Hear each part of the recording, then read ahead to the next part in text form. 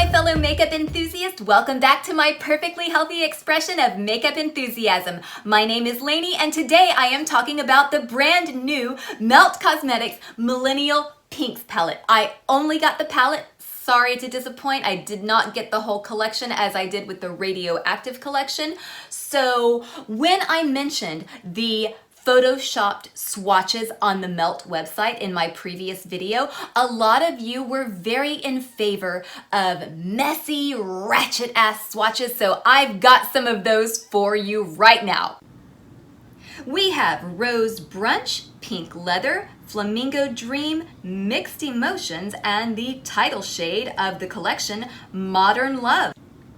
We have Ruby Spar, Pink Noise, a personal favorite of mine, Moon Glow, which seems a little bit lackluster, GF, that is Girlfriend, and Euphoria, and those two dark shades swatch a little bit patchily. Now you can probably see that I have already been fingering the Millennial Pink to filth, and that is my right, I paid for it. Whoa, that sounded nasty. Sorry, didn't mean for it to sound that way. But having fingered this palette excessively, I can tell you that it does have fallout. You will want to watch out for that. Definitely do your eye makeup first. The mattes go on very smoothly. They are very pigmented.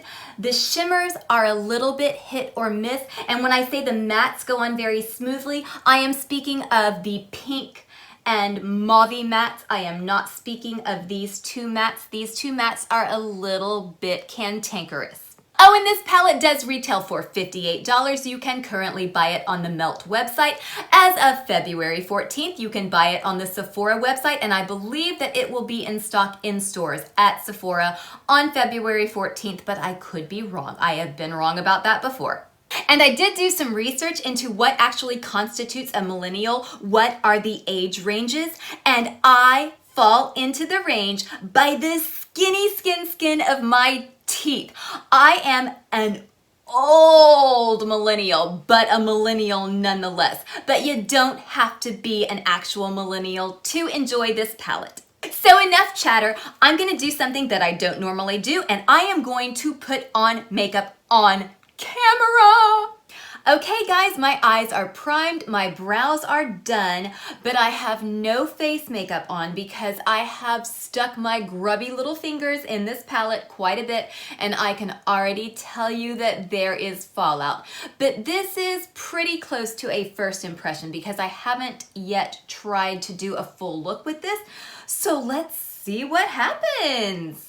I'm actually going to start with Ruby Star, and I am going to put her kind of like a mini outer V.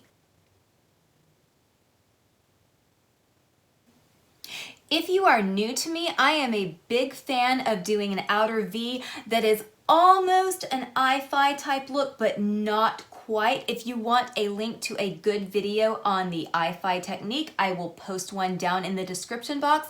But my eyes are deep set, and so if I deepen my crease, that just makes me look a little bit ghoulish, and so I prefer to make more of a triangular shape and pull my eyes out and up. And then I'm going to take the title shade for this collection, Modern Love, not a shade that I would normally use, and I'm going to help out the mini V with this shade. And I'm also going to drag this over the rainbow because I'm going to do a pseudo cut crease. And I'm going in with a really light hand because having swatched this shade, I know that it is super pigmented, and I don't want this over the rainbow shade to be super dark and to create some kind of really heavy shadow over my eye. So we're gonna go light. And then I'm going to brighten things up with Flamingo Dream.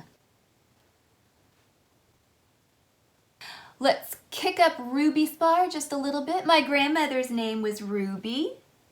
And now I'm going to take one of these two darker shades. When they swatched very similarly, but I feel like GF or Girlfriend was a little bit less patchy than Euphoria, so I'm going to go with Girlfriend.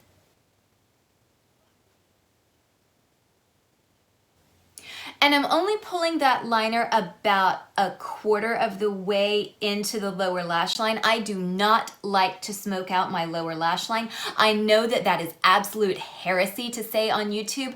My skin is a little bit more mature. I do have these fine lines that the shadow can and will settle into no matter what kind of primer I use. And so I just feel like not having a really smoky lower lash line makes my eyes lifted and bright, and I just feel prettier when I don't smoke it out, so I don't smoke. So I'm not really doing a cut crease, but I'm doing something akin to a cut crease. I'm using a Morphe brush by Jeffree Star, and I'm gonna do a little bit of an experiment. I am going to take Pink Noise on one eye, and I am going to take Moon Glow on the other, and we're going to compare those. This is a makeup emergency. I cannot find my Fix Plus. Well, okay, I'm gonna use Urban Decay's D-Slick because my eyelids are oily as fuck. So let's see if this actually works better. Again, we're using Pink Noise.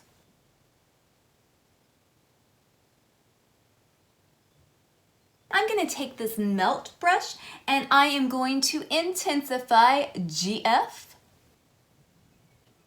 You know what, guys? In retrospect, it was completely pointless to put these darker shades down first. So, okay, we're gonna take the other side of this brush and we're going to try Moon Glow. And let's spray it. That's actually not bad. I was really afraid that this shade was going to be a total turd because of the way it swatched. But with some setting spray, it's not bad. And just for shits and giggles, I am going to compare this Moon Glow shade right here from the Melt palette to the silver shade in the Moschino Sephora Laptop palette.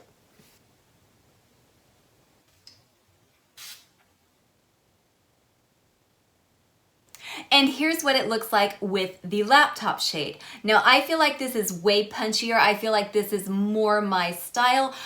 But having said that, I feel like the slightly softer silver actually goes with the vibe of this palette. So I absolutely forgive it. But if I were just doing my makeup, not reviewing this palette, just playing around, I would definitely go for the laptop silver.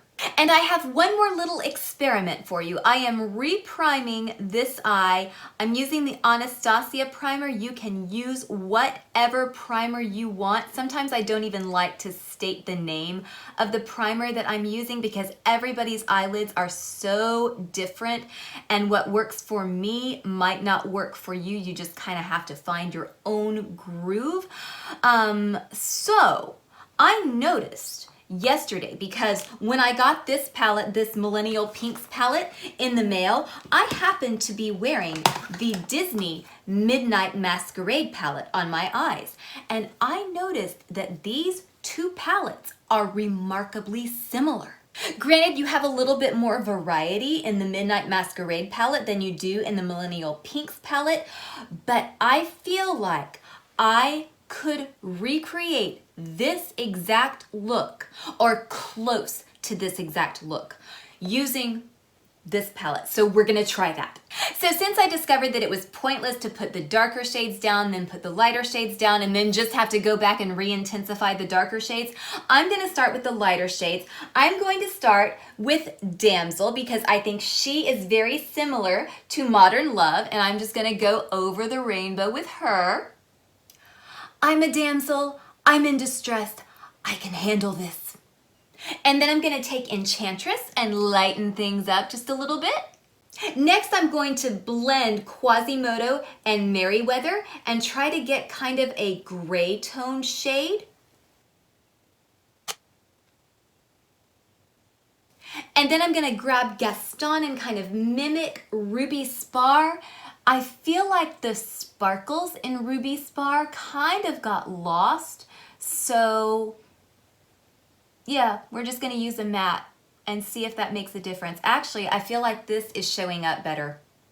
And then I'm going to use Mama Odie, and I feel like this shade is somewhat similar to Pink Noise, although Mama Odie has more of a yellowy peachy undertone, or not an undertone, but a duochrome, a shift, if you will. Blend, blend, blend. And next I'm going to complete the look with some liner and lashes. I am going to use some Melt Gel Liner. This is Santos. I didn't end up getting the silver OK Boomer liner. I did manage to get my Colourpop Kicker liner. Here it is. I did manage to get this to not hurt me if I used some Ingot Duraline. So I'm gonna put that in my waterline, and I will do that on camera to show you what that looks like, and I will be right back.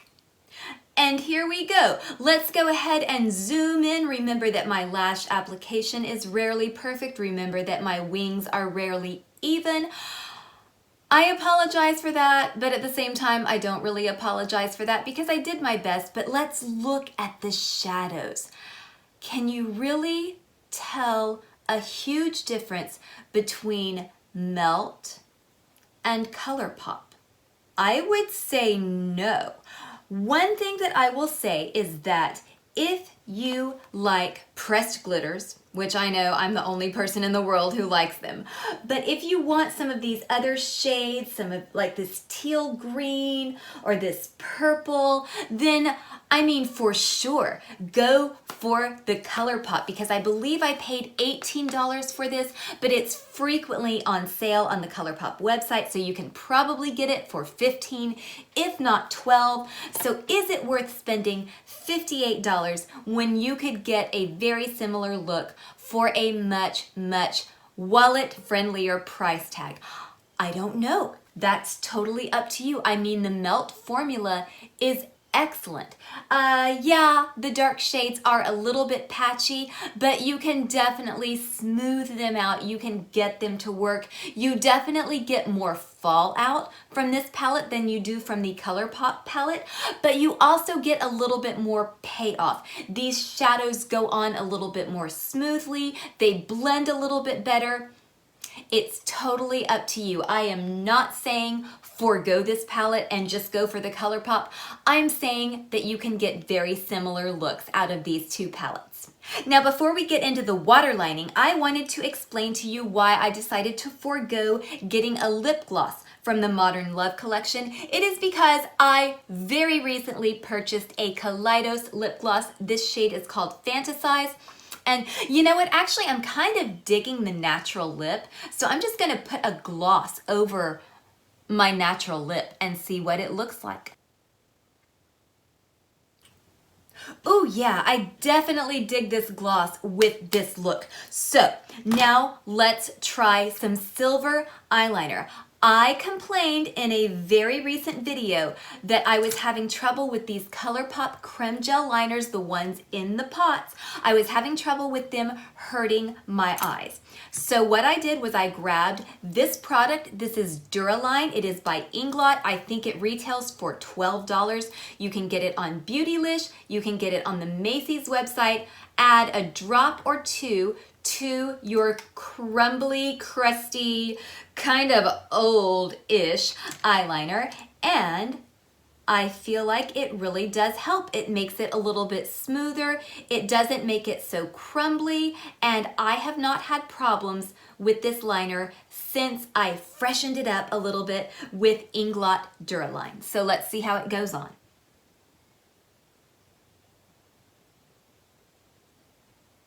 Okay, here we go. No problems whatsoever, but I will say that if you have these little creme gel pot liners, definitely replace them after maybe 4 to 6 months.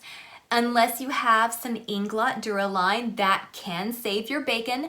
But yeah, these got pretty gnarly on me before I discovered the solution. So when all is said and done, this is the finished look. I dig it. It's not my typical look. It's a little bit softer than I usually go, but you know what? I'm feeling it. My hair looks like shit, but you know what? I'll fix it later. So What do you guys think? Are you guys thinking about picking it up? Have you already picked it up? If so, let me know down below what you think. I would say that my only beef is that these two darker shades are number one, extremely similar, and number two, a little bit patchy. You can work with them, but the more you work with them, the more they sheer out. So I was going to try to do some really dark, brooding, dramatic look just to show that you could get something funky out of this, but then I thought people who want funky looks aren't gonna buy this palette. But then little red editing Lainey said fuck it and just went for it. Okay, so this is as dark as I could possibly get the shade Euphoria. This is as black as I could get it. I also used Ruby Spar quite a bit, especially on the lower lash line, which is something that I usually don't do. And as you can see, the fallout is redonkulous. Now, to be fair, I was not being careful, so I'm gonna clean up the fallout. I'm not gonna redo my face makeup because I'm about to go to bed. And I am going to throw on some dark lipstick, maybe some gothic clothes. That's a whole lot of steps, but I'm gonna do it. I'll be right back. Voila, here it is. This is the darkest and most intense and brooding look that I could personally bring myself to conjure from this sweet little pink palette. And keep in mind that I am a person who generally despises really dark eye looks, but I am also a person who does feel very comfortable in the gothic world, and I do kind of lean perky goth. So it's a give and take. And I'm not absolutely hating this look. I can't see shit because my eyes are so irritated from all of the putting on and taking off of the makeup that I've been doing all day long. So I don't really even know if I'm looking in the right spot. I might be looking off to the side, but I'm sure someone will let me know. And I'm really tired and tripping over my words, so I should probably sign off. But I just wanted to show you how dark and brooding you can possibly get with this sweet little palette. Anyway, I am thinking that I kind of want to go to Scumbers right now, but I'm also thinking that I kind of want to go to bed, so we'll see what happens. At any rate, that wraps it up for today. As always, thank you guys so very much for joining me. Follow me on Instagram. I will follow you back. Throw me a pity like, give me some encouragement to make some more videos. Very special shout out to you if you are watching this video on the toilet. And until next time, enjoy your joy responsibly.